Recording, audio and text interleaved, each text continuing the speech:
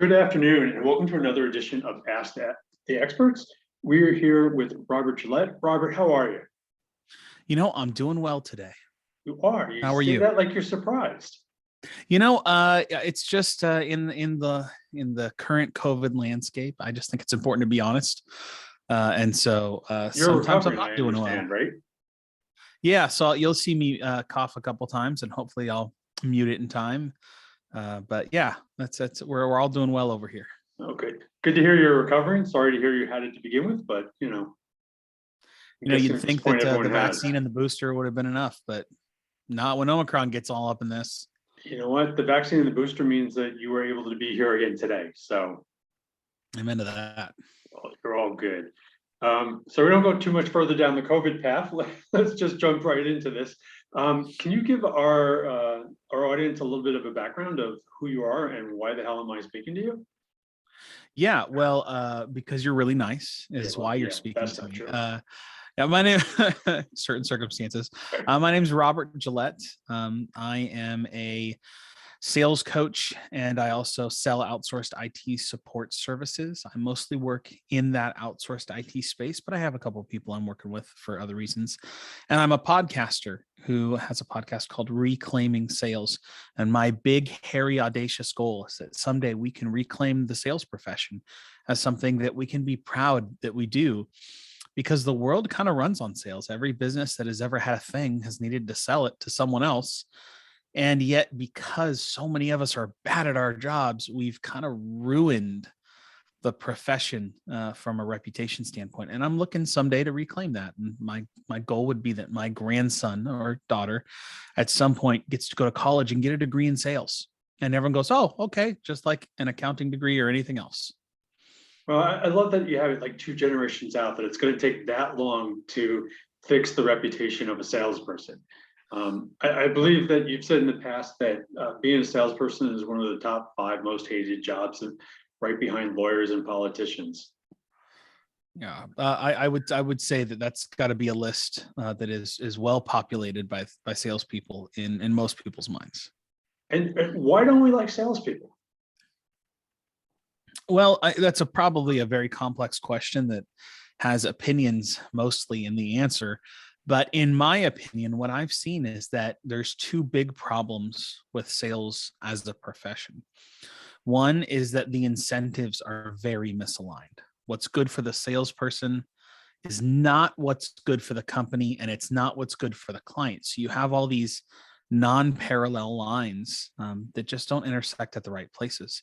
So you have these opportunities where a company can crush a salesperson because they need them to hit quota, or a salesperson can lie to a prospect, whether they mean to or not, just to get the deal closed. Because if they don't, they'll lose their job. And you get, prospects that lie to the salespeople because if they don't, they might get swindled. And it creates all these misincentives. So that's the first problem, is that we're not all looking for the same thing oftentimes. And I would say that the second and probably much bigger problem is that most people aren't professionalized, if that makes sense. So if you're going to be a lawyer in California, not only do you have to pass the bar, but you have to get 25 hours of continuing education every year, or they don't let you be a lawyer anymore. If you're an accountant, it's 20 hours. If you're a salesperson helping people walk through multi-million-dollar decisions, it's nothing. And so we have these people that we entrust with the very ability for our businesses to continue operating, but we don't train them very well because 85% of us never wanted to get in sales in the first place. And so we just end up there and we're just doing it, and we're not professional. We're not educated. We're underprepared. And that leads to a lot of people being unhappy with the sales process. Yeah, I had a business partner, and I remember we would sit in meetings, and he would go into sales mode, and he would promise a whole bunch of things that we had never done. And I remember leaving a meeting, and I'm like, how can you say that with a straight face? Like, why did you say that? And he's like, well, if we get the deal, we'll figure it out. And So sometimes that works and sometimes it doesn't. It really depends on, it depends on what you have to do. Are you making promises that you keep? Are you making promises that others keep? I think that it's not necessarily bad to fake it till you make it, but you're betting a lot on the making it.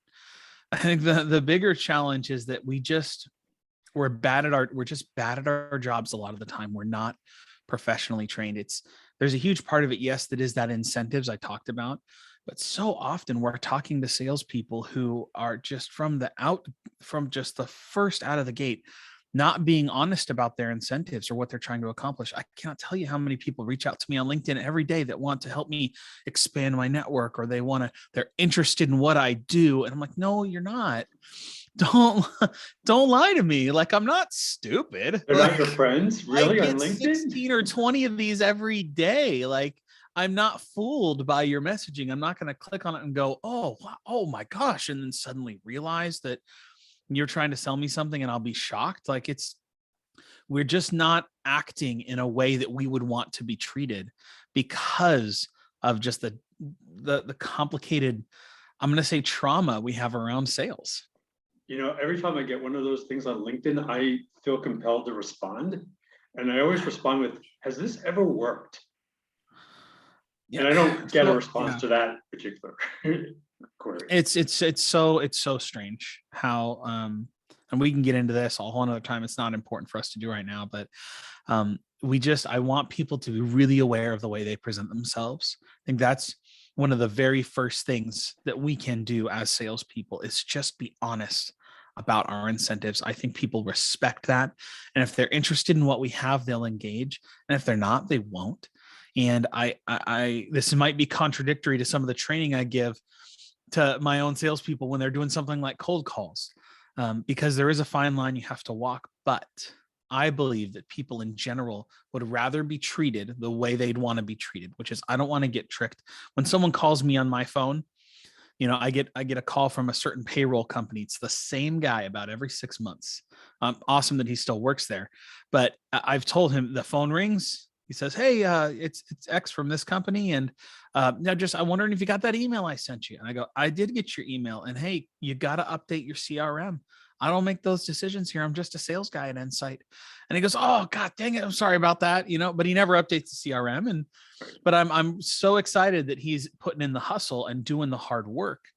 And he's also really upfront about his incentives. But we have to just, again, it's that professionalization. He'd be so much more successful if he would update his CRM.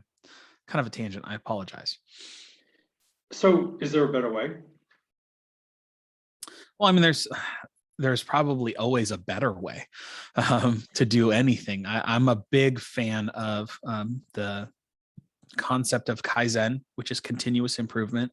I don't think anything in life is perfect. I don't think anything in life couldn't be improved. So that's the first thing, is always, as a salesperson, as a business owner who sells, as anybody who's tasked with helping other people make a decision, and when one of those outcomes might benefit you, being really good about how we do what we do and continually improving it is very, very important. So the answer is there a better way? Yes, all the time, every time. To be more specific requires a little more specific question, but one of the challenges we get into as salespeople is we'll find a thing that works and then we'll do it. We want to repeat it. We want to, find a system that makes it easier, cheaper, faster, better close ratio. And that's not wrong, but it's incomplete.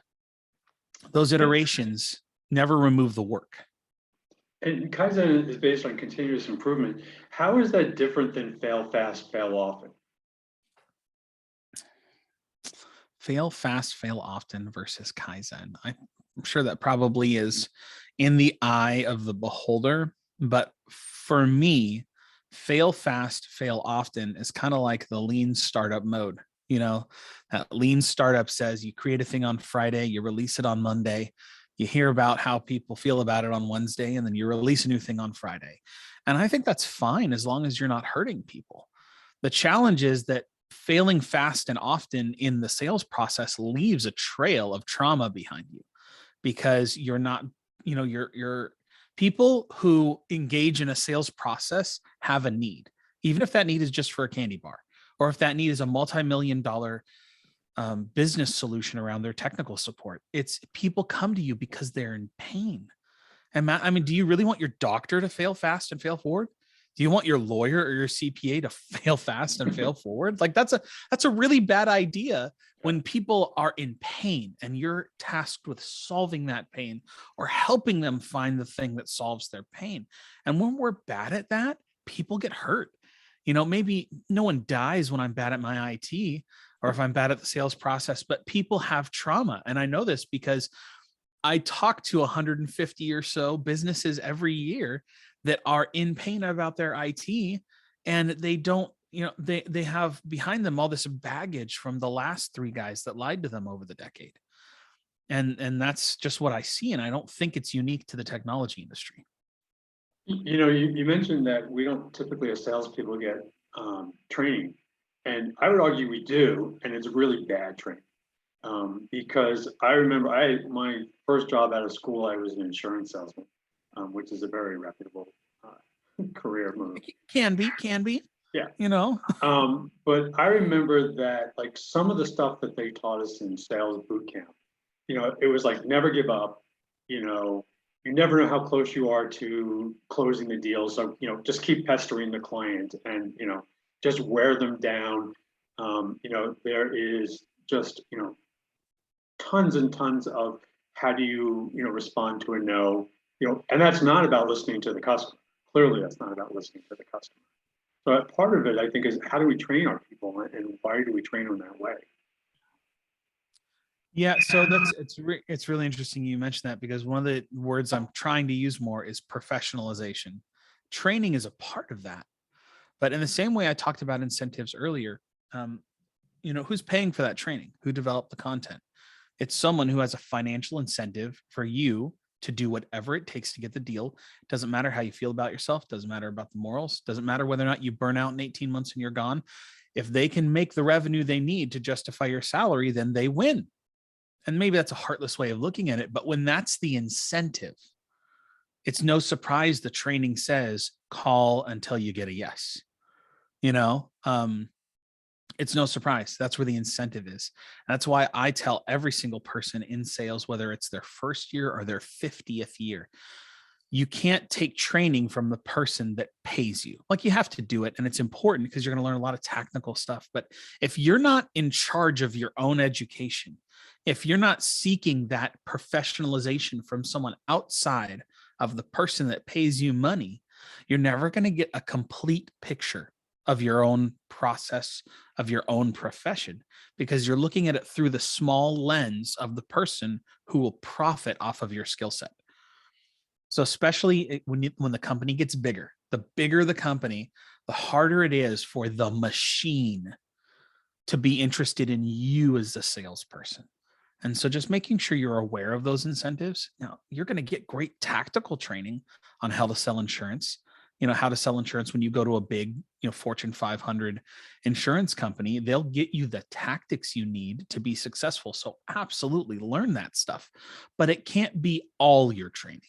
You have to understand outside of that what the profession is like and how to get really good, or you're only ever going to know how to burn out, working for your company. And what are the elements that would identify or define professionalism? Yeah, professional. This is a little bit tough because how would you identify, a good litigator? What book do I need to read to become a good litigator? That's just, some people are good litigators. Some people are great estate planners. I think that every salesperson needs to understand their own sales process, not like the process for selling insurance, but every salesperson has to, over the first few years in their job, understand how they sell, what works for them. I can tell you how I sell. I can tell you the resources I lean on. I can tell you what my flavor is. But even at Endsight, where my day job is, my manager sells completely differently, and we sell the same thing. But the way he approaches his prospects, the way he explains our services, the way he negotiates objections, the way that he does what he does, it is mixed with the flavor of his personality. And if I try and be him, I will suck at it and I will piss off of my prospects. I need to find my way of doing it. So I need to take all the training that my company gives me. I need to take all this knowledge that I learned from other sources, and I need to mold it into my own sales process, my own sales method. And how important, or is it important to be likable? Likable.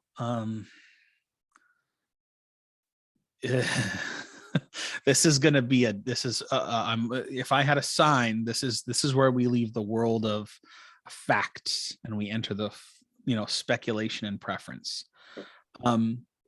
I highly value likability. For me personally, improvisers, we talk about the know, like, and trust, and people like to think that it's linear. Well, I got to know you to like you, I like you to trust you, I got to trust you to refer you. I think it's more like an equation. It's know and trust to the power of like equals refer. And a really good example is if I know if my buddy comes for that one. Yeah, seriously. Put it in the show notes. If my buddy comes to me and he says, "God, Robert, I'm really struggling. My wife did this, and I think I need to talk to a family attorney." Like, it doesn't matter how many accolades you have, how many times I've met you, whether we've had lunch, for me to refer my good friend in his moment of need to a divorce attorney, I'm really going to have to feel comfortable with that person. And I'm not going to feel comfortable with them if I don't like them. Now, if what I really need is, again, an appellate attorney who's going to maybe appeal my case and keep me out of jail or get me out of jail, maybe likability matters a little bit less, but am I going to refer that person even if they get me out of jail? I don't know. It's a unique circumstance. But man, you have to really know if a they person. get you out of jail, you should probably, yeah, maybe, but I'm not, yeah. But I mean, what a small use case that is. Right. Hopefully. The person that sold me my house insurance, I like her just fine. And she did a good job, but insurance is a little bit of a commodity. It's not like that farmer's agent could get me something really different than that State Farm agent. They maybe have a little bit difference, but coverage is coverage. Insurance is insurance. They're all going to come up with the best price they can for the most coverage they can get me. And really what it's going to come down to is, I like Kelly a whole lot more than I like Stan. Stan pissed me off, and Kelly's very affable. So even if their prices are, 10, 20% off, I might still go with Kelly because, man, I really got great, warm, fuzzy feelings about her. So I guess maybe if I had to sum up my long pontification there, is that like matters. How much it matters depends on a lot of different factors, but I don't think we can ever ignore it. And you alluded to professional networks such as Provisors at the beginning of that discussion, I think, a while back. 40 years ago. Yeah. So how important is networking to the sales process? For me, very important. Networking and referrals, again, it depends on what you're selling. If I'm selling candy bars, lining up 3 references for my Snickers doesn't really matter quite as much. There's a product that someone can try and taste for very little money and find out everything they need to know about the product. What Insight sells, outsourced IT support, is promises. We say we're going to do a thing you don't understand. And the last guy who said he was going to do a certain thing that you didn't understand totally didn't do it. Now I'm going to come in and I'm going to make a bunch more promises. And, if you trust me enough, you'll sign my contract, which probably has a multi-year thing on it. So I sell promises and trust. So for me, referrals are incredibly important. Because how do you trust a person? How do you build that trust in a sales process? A competitive one, even, it's very, very difficult. And so for me, being able to build that likability and that trust across another group of professionals where they can begin to trust my promises and their clients trust them. So maybe they'll trust my promises. That helps me in a big way, not just make more money and sign more clients, but it makes the sales process just so much easier. I'm allowed to ask questions that maybe would be harder to ask if they had found me through a Google form and I'm a total stranger and there's 5 people in this bid process. I get to be an advisor far more if their general counsel refers me in as opposed to Google's algorithm, if that makes sense. And the professional networking, brings us to another level. Whereas, if you're relying on organic word of mouth, you're probably not going to get the volume. All of them are organic, which, I define as accidental. People like to think that it's, not, there are things you can do to increase your chances, but I can't make you give me a referral. I can't make a happy client refer me. The only thing I can do is take activities that will increase my chances of getting a good referral from one of those people. What those activities are is going to vary greatly by person and industry and all that stuff. But realistically, that's all cold calling is I'm dialing the phones, trying to work the numbers, the probability that the person who picks up the phone will want to meet with me. That's all a cold call is. A referral is the same thing. I'm going to meet with people and I'm going to build trust and relationships in such a way that if the math works out, there's a certain probability that one of their clients will stub their toe on the dresser of IT and scream loudly, and then their lawyer will hear it and their lawyer might refer me. That's all networking is. It's the same function. It's the same business model, but approached through very different activities, and I believe get very different results. And do you believe that, a lot of networking is based on the idea of giving first in order to receive? Do you believe that to be the case? I believe there's three. I think the people that win the most in networking are givers. If you give, you're gonna get back just by, think of like Newton's third law. If you push on most people in networking groups are what I call matchers. And I got this from a guy named Sam Lee. You push on them and they'll push back. You give them a referral, they're gonna get you one back, and then they're gonna return to a state of entropy, and that'll be it. And then there's real givers, and givers are there to do one of two things. They're actively trying to build their business and build their network by going out of their way to give stuff. And then there are other givers that just have stuff to give, and what they're doing is they're just brushing it off their desk. Like their client asks them about things, they can't make any money off of it, and they just need it to go somewhere and be handled in such a way that it doesn't reflect poorly on them or bother them. It just has to have a safe place to land. So givers can both be some of the most successful people in a network and some of the most taken advantage of people. I've seen the video. Absolutely. Like you can, it's tough, as a giver. I think that if you show up to networking and you don't need a high volume and you just need 1 or 2 referrals a year and you're very likable, it's possible you'll stumble into more than enough business to just pay the fee for the next year. I think a lot of people in BNI and Provisors and all these other structured networking groups fit that model. And there's nothing wrong with that if that works for you. But if you're a professional saying, look, no, 2020 is my year, or 2022, geez, third year of 2020.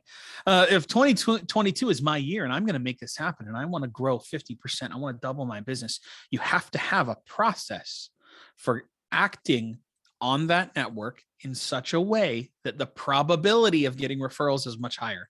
And the easiest way to do that is by just being a good giver. If you give someone a perfect referral, they're very grateful. You give them a second perfect referral, super happy. It's interesting. The third one, though, that metric that you talked about covering your fee is how the networks sort of sell it. Like you only need to get one lead to cover your fee. Like how lower can you set that bar than covering your fee? You know what? I want to be really respectful of that, because if you think about it, know what, you can't have everyone in the top 10%. Like that's math doesn't work that way. Right. And there's a lot of people that, especially in something like Provisors, look, their company pays for the fee. It shows great activity, gives them something to do. They're already super successful. Like I've talked to a bunch of lawyers that they have all their billable hours projected out for all of the year. They don't need more business.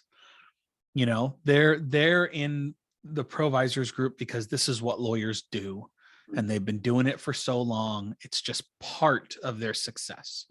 But then there's other people that join and they're like, no, you don't understand. This is a strategic initiative for me. I'm going to grow and this is how I'm going to do it. I think we need those people too.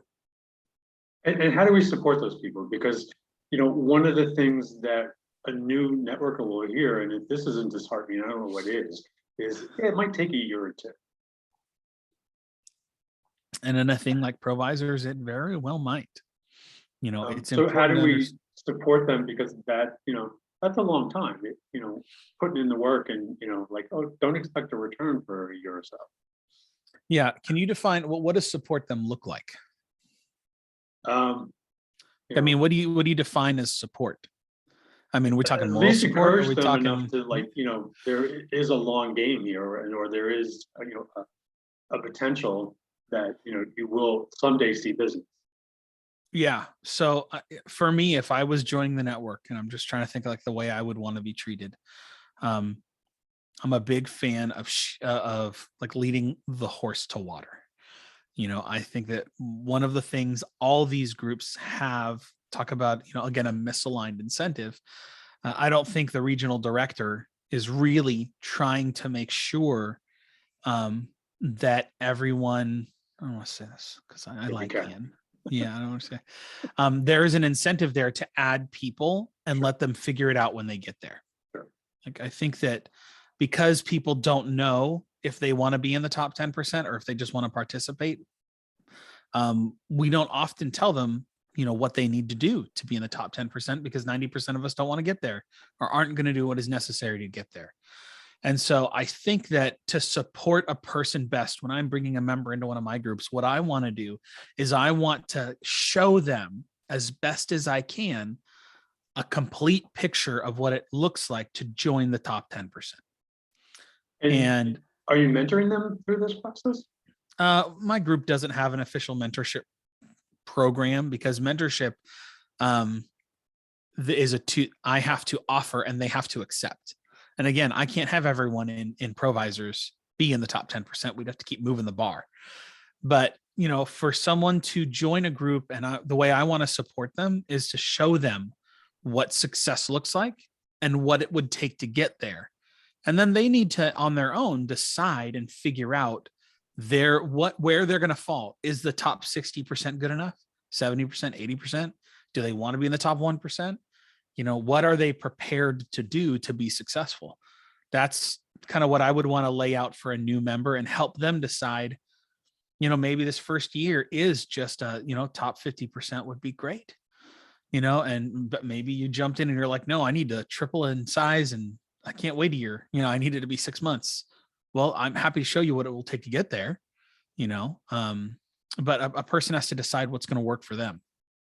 And what do you think the key differentiators are between the folks that ultimately succeed?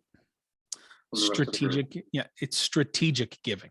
It's not just giving, it's strategic giving. It's truly understanding how to farm referrals, how to use your influence as a person with your clients and your prospects and your network to uncover a referral. And a referral is defined as a problem that someone actually wants to solve and is going to pay money to solve it. Anything less than that is just a lead. For it to be a referral, it has to hit those 3 criteria. And so a real successful top 10% person is going to be actively searching out in the people they have influence with those referrals, like a dog searching for truffles. And they're going to uncover those, and then they're going to give them to the right person. So instead of just giving it to the person in your group or the last person you met, when you find that truffle, who are you going to give it to that has the greatest statistical probability of becoming an activated referral partner? Not just a matcher, someone who's going to, you give one, you get one, but someone who can truly be a part of your network that's out doing the same thing for you, looking in their backyard for things they can give you that are really valuable. And how would someone identify this type of person? Yeah, that's $1 million question, right? I've been doing this for 4 years now in Provisors, I think about 4 years. And I think I have the pretty good grip handles on it, but I'm teaching a guy to do it now and I'm 10, 20 hours in just to the teaching. Mm. And he still has a lot of learning to do to find out his own winning lottery ticket. I mean, I have mine. I can show you what mine looks like, but yours is going to have different numbers on it. So I can show you how to buy the ticket, but it's still got to be the one that wins. And so that's what I'm trying to figure out. I don't think there's an easy answer for that. It requires you to not only figure out how to present yourself well, but also how to identify those people. And once you've identified them and you're likable, how do you then nurture a relationship with a person who's willing to look for your needs as well as theirs? That's a whole thing, you know? So I'm sorry I don't have an easier answer for that. Yeah, I mean, one of the things that that we use and that we look at is, you can begin just by watching the room and understanding, like, there are folks that make referrals all the time, right? And there are folks that have never made referrals and you've never seen them, anyone give them a testimonial, right? Mm-hmm. So if you are looking to, give a referral to someone you've never heard anyone give a testimonial to, Mm-hmm. you shouldn't have high expectations. Yeah, or you should be willing to nurture them if that's what you want. But I'll actually take it a step further. And this is a bit of a controversial opinion, but if I said, like, look, I was only legally allowed to have 12 referral partners, and I had to identify them and I had to put them on a list, and I wasn't allowed to get referrals from anybody else. That's not how it works, but let's pretend that was it. Yep. How would you go about choosing those 12 people? Well, it would be based on a couple criteria. And one of the first things I would do when I joined Provisors, and I did this for my first year, I'm not as religious about it as I was, but I used to be. When I sat in a meeting, I would take notes of every single person that gave a referral and who received it. And then I would mark very specifically, is it a line of business referral or not? And what I mean by that is, if you are an estate planner, your job is someone comes to you and they need an estate plan. They need to figure out how to take this $20 million they have in net worth and make sure they don't give any of it to the government and as much to their kids as they can. And when they're doing the estate plan, they're almost legally obligated to ask who's your money manager, who's managing your wealth. And if they don't have anybody, kind of almost required, just as a function of doing your job, to refer them to someone. So you're going to refer them to someone, and then that's going to work out. They're going to stand up in a room and say, thank you so much for that referral from one of your clients. And that's great. But as an IT support guy, do I hold a lot of weight in that? I mean, probably not, because it's not part of your job to make sure his IT is handled. So if I look at a person and of their last 5 or 10 referrals they gave are all line of business, I'm really not going to go out of my way to try and activate that person as one of my 12 I'm allowed to have. So I'm either looking for people whose line of business is going to uncover something for me, or I'm looking for people that can reliably ask questions they have no business asking. And I mean no business. Not that they're not allowed, but they're just not going to make money off of it. They're not incentivized.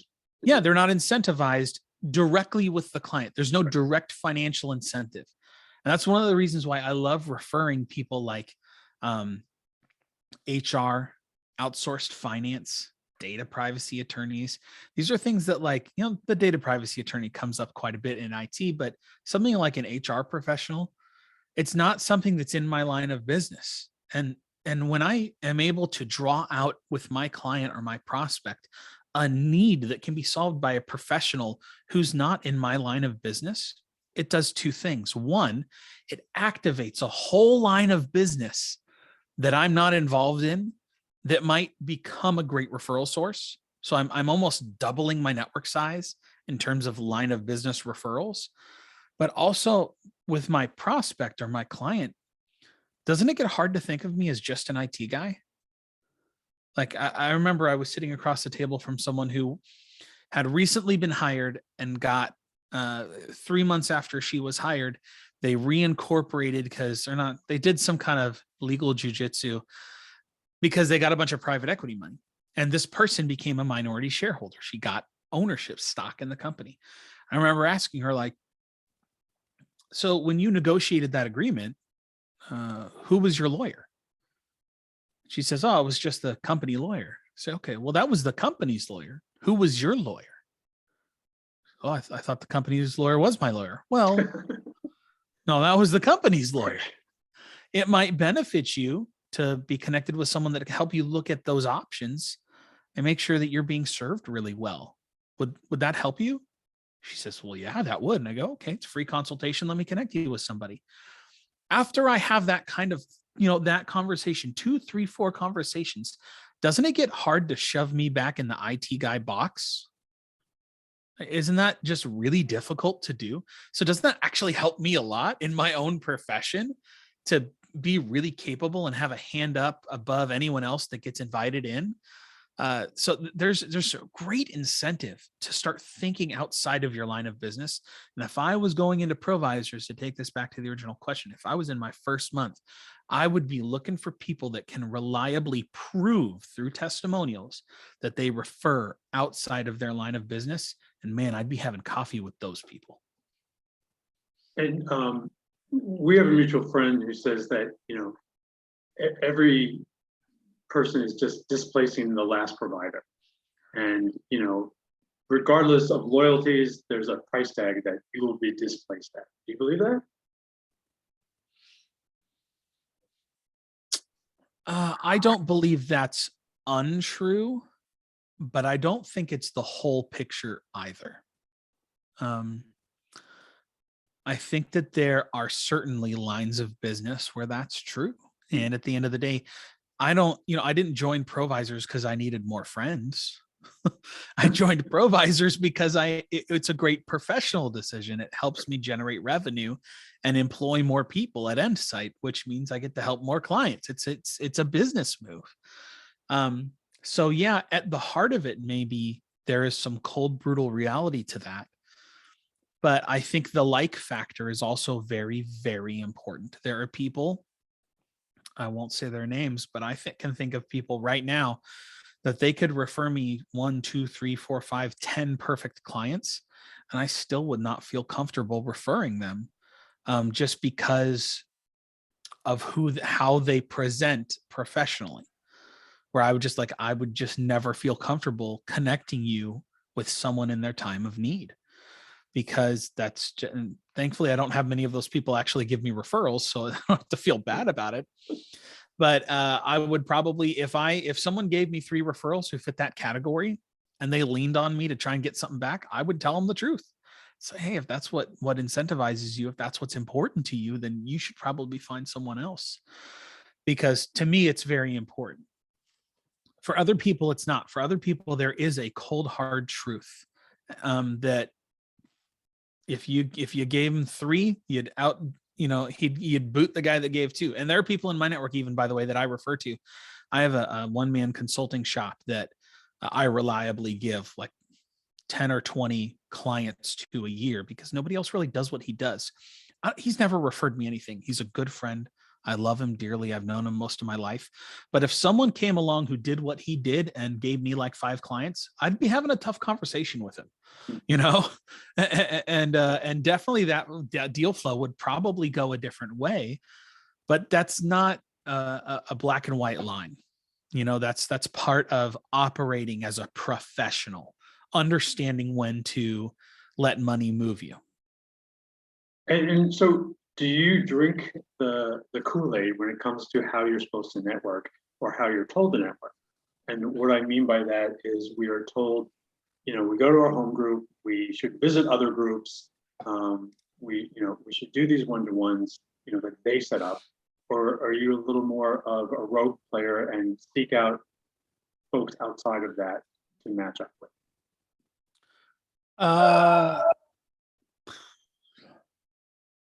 I think Provisors and BNI and every one of these professional organizations that connect people like you and me and lawyers and all that stuff, they are a tool, like a hammer. Okay. They and of themselves, I mean, Provisors has no value to me. Sorry, guys, other than the fact that it connects me with professionals that I might add to my network. That's it. So, I don't think it benefits anyone to go, well, I don't really like this guy, but he's in my home group, so I'm going to refer. No, my loyalty is to the client. My loyalty is to my company. My loyalty is to my scruples. And then somewhere down the list, provisors hits, you know? So I think that it's important to understand the nature of why provisors exist. Provisors exist to connect professionals with other professionals where they both can meet the needs of the client in a way that benefits everyone.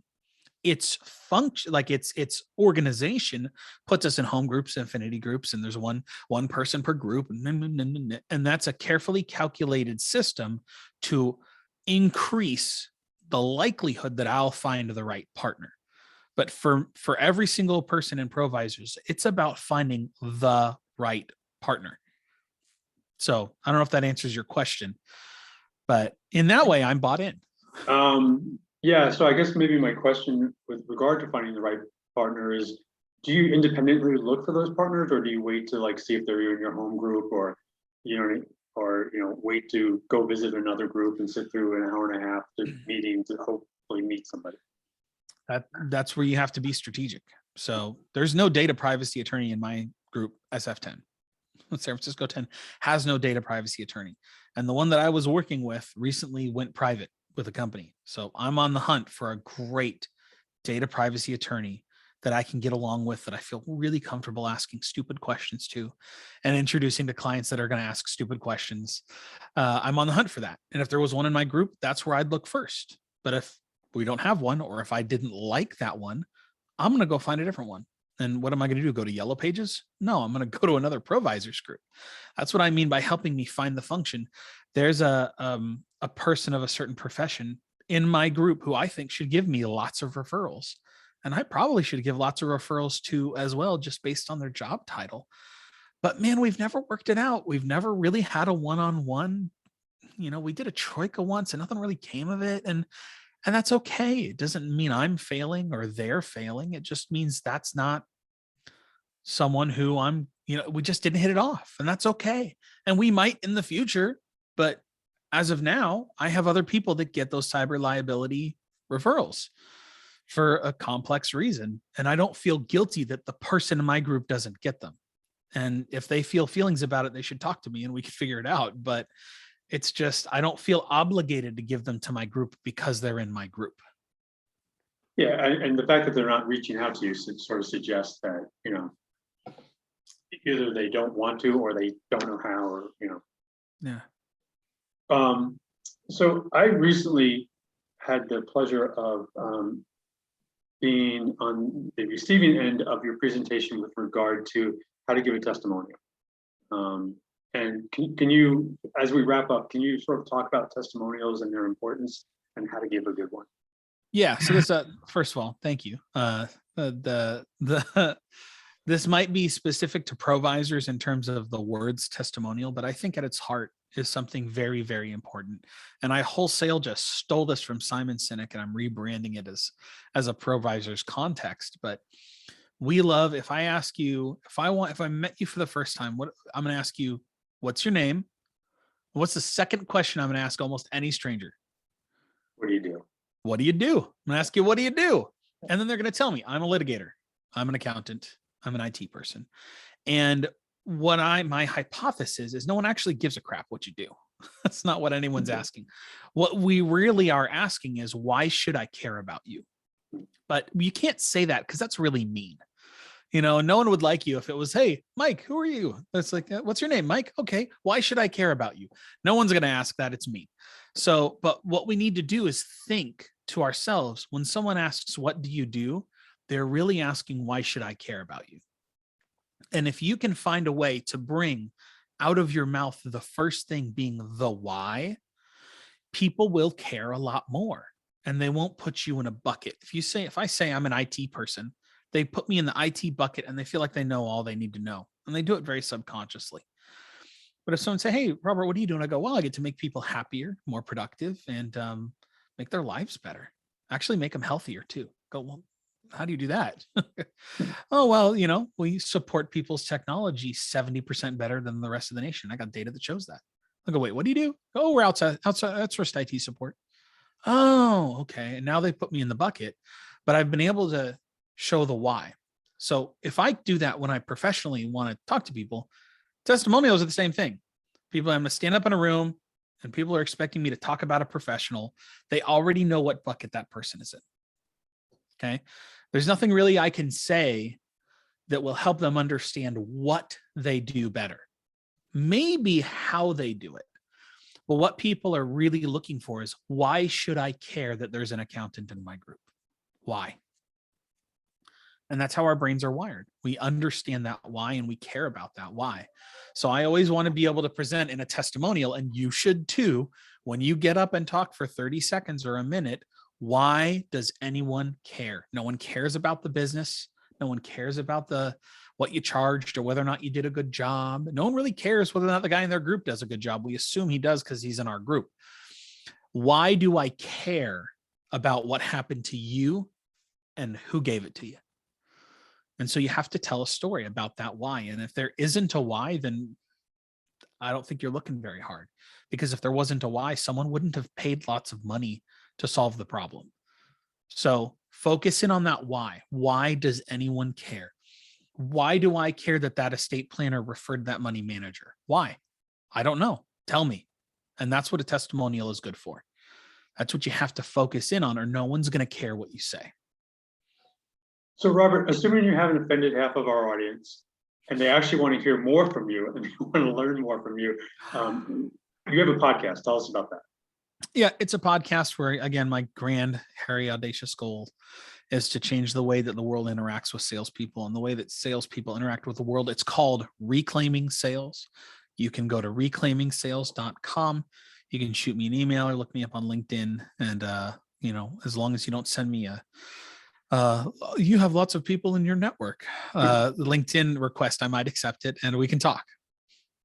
It's also available on the other channels, right? Apple and all those other fun places. Yeah. I want you to go to my website because that's what I care about. But, you can find an Apple and Spotify and all those people as well. So. Okay. So we'll send them to your website. We will put a link to your website, not to Apple. We won't promote Apple. Sorry.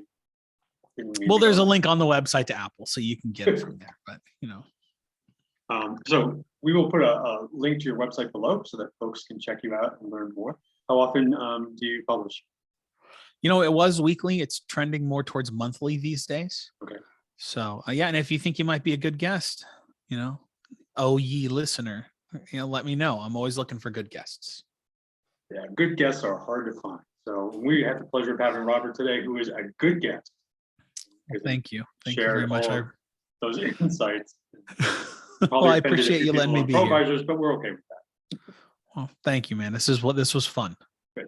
We appreciate your time. We very much look forward to chatting with you in the future. Well, thank you for joining us on Ask the Experts. Check the link out below. Visit Robert, listen to his podcast, and we'll talk to you soon. Bye, guys. Bye-bye.